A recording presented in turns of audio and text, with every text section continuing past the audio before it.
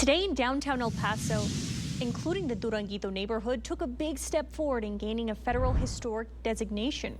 Now, the State Board of Review for the Texas Historical Commission voted unanimously to recommend downtown El Paso to become part of the National Register of Historic Places. Some of those properties listed are in the Duranguito neighborhood. And ABC 7's Will Heron gives us a closer look at what this will mean for downtown El Paso. Hi, Will.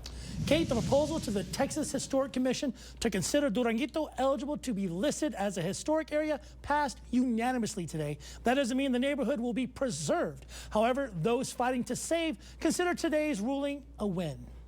Without weighing in on the particulars of that project, it's we value the history in El Paso, and we're always willing to work with the community to preserve those things that the community decides that they want to preserve.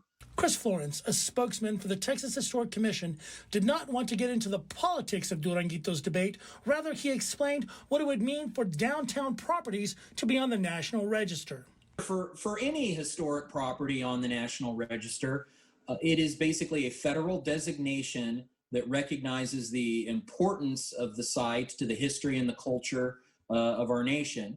Dr. Max Grossman, a board member with Preservation Texas, believes this is a huge development in their case to keep the area intact, including the Duranguito neighborhood.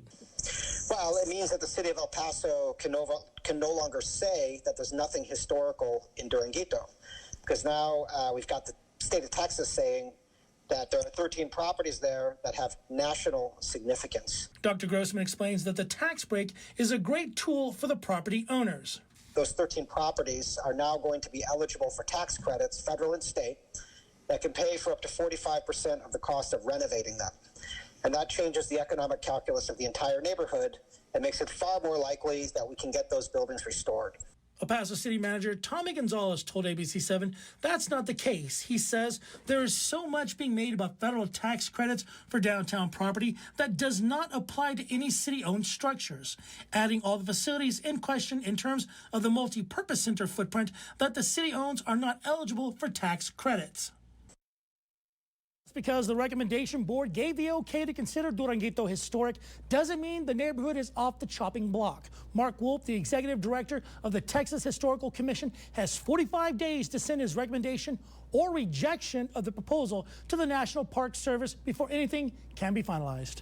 All right, Will, thank you for that report. And here's a closer look at the proposed historic district there in downtown El Paso.